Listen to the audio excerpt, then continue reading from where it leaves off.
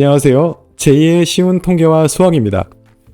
저는 여러분께 통계와 수학을 아주 쉽고 재미있게 설명해 드리기 위한 강의를 계속 연재할 예정입니다.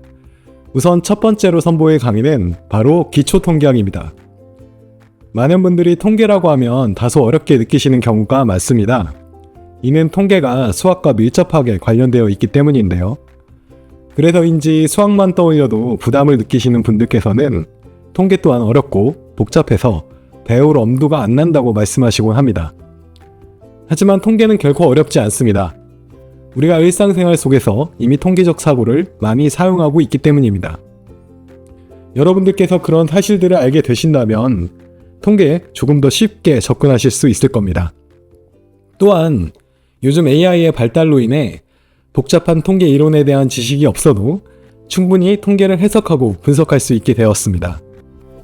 이러한 흐름에 발맞춰 이 강의를 통해 복잡한 수식과 수학적 계산 없이 실제 사례를 바탕으로 여러분께 통계학의 재미를 전달해 드리고자 합니다.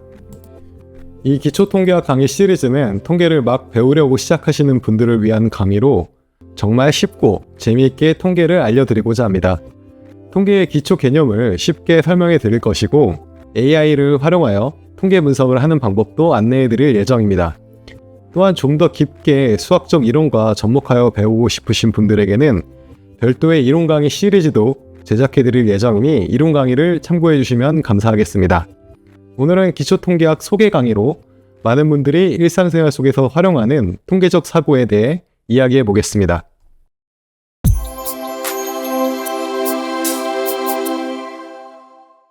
앞서 제가 우리는 일상생활 속에서 많은 통계적 사고를 하고 있다고 말씀드렸습니다. 구체적으로 어떤 예시가 있을까요? 여러분이 국어 선생님이라고 생각해 볼게요. 여러분은 1반과 2반 학생들을 가르쳐야 합니다. 1반과 2반의 평균 점수는 70점으로 동일하다고 가정할게요. 그런데 1반 학생들의 성적 분포를 보면 대부분 평균 중심에 몰려 있고 2반 학생들은 상위권과 하위권 학생들의 격차가 크다고 생각해 볼게요. 이런 상황에서 여러분이 선생님이라면 수업을 어떻게 준비하시겠어요? 일반 학생들은 아무래도 평균적인 학생들에게만 맞춰 수업을 준비해도 되겠지만 2반 학생들은 상위권 학생들과 하위권 학생들을 모두 고려해서 수업을 준비해야 할 것입니다. 이는 통계학에서 말하는 편차라는 개념을 고려하여 생각하고 행동하는 전형적인 예시입니다. 즉, 통계학의 편차라는 개념을 배우지 않아도 우리는 직관적으로 편차를 고려해서 전략적으로 행동한다는 것이죠. 비슷한 예로 우리가 해외여행을 갈 때 그 국가의 평균 기온뿐만 아니라 일교차도 고려해서 옷을 준비해 갑니다.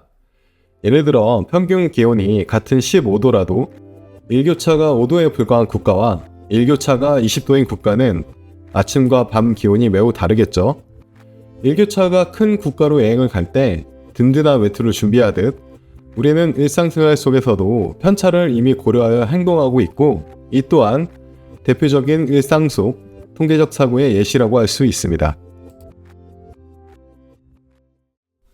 두 번째 예시는 키를 통해 들어볼게요. 여성이 키 170이라면 여러분은 큰 키라고 바로 말할 수 있을 겁니다. 그 이유가 뭘까요? 바로 여러분들은 이미 경험을 통해 여성들의 키에 대한 분포를 알고 있기 때문입니다. 한국 여성들의 평균 키는 161에서 2 정도 된다고 하는데요. 여러분들의 머릿속에는 다음과 같이 평균에 가까울수록 사람들의 수가 많은 분포가 그려져 있을 겁니다.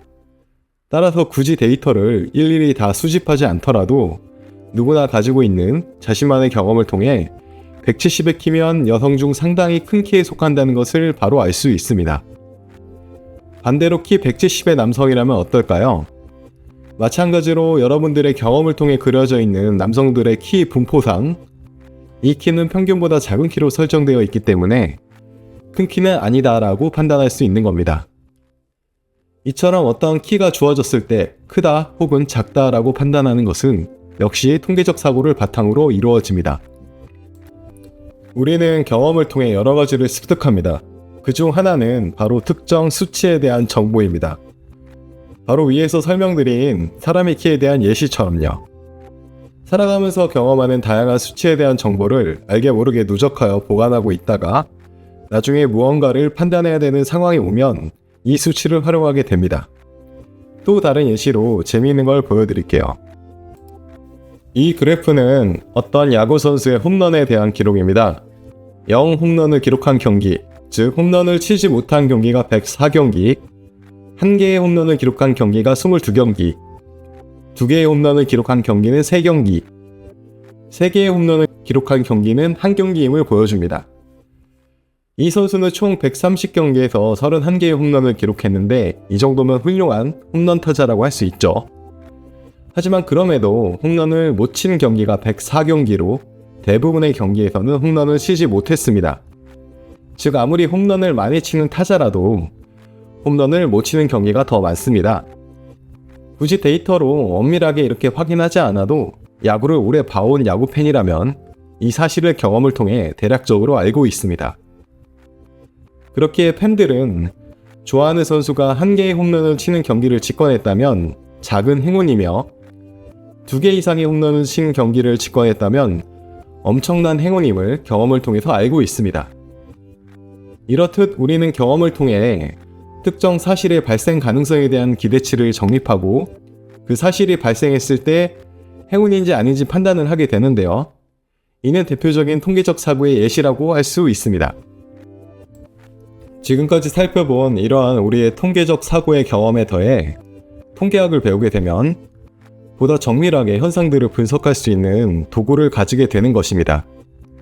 앞서 말한 야구를 예시로 들면 특정 선수의 홈런을 직접 보는 것이 얼마나 큰 행운인지 구체적인 수치를 활용해 판단할 수 있다는 것입니다. 자세한 사항은 다음 강의부터 바로 알려드리겠습니다. 자, 기대가 되지 않으세요? 쉽고 재미있는 통계의 길에 대해서요. 결코 어렵거나 복잡하지 않습니다. 이미 여러분이 실천하고 있는 통계적 사고를 좀 더 정밀하게 다듬어 주는 게 바로 통계학이라고 생각하시면 됩니다. 이렇게 정밀하게 다듬어 가다 보면 주변의 많은 현상들을 통계를 통해 더 깊게 이해할 수 있다는 사실을 깨닫게 되실 겁니다. 앞으로 실제 사례를 통해 우리가 일상 속에서 접할 수 있는 일들을 통해 쉽고 재미있게 통계학에 대해서 전달해 드릴게요. 그럼 다음 강의를 기대해 주세요. 감사합니다.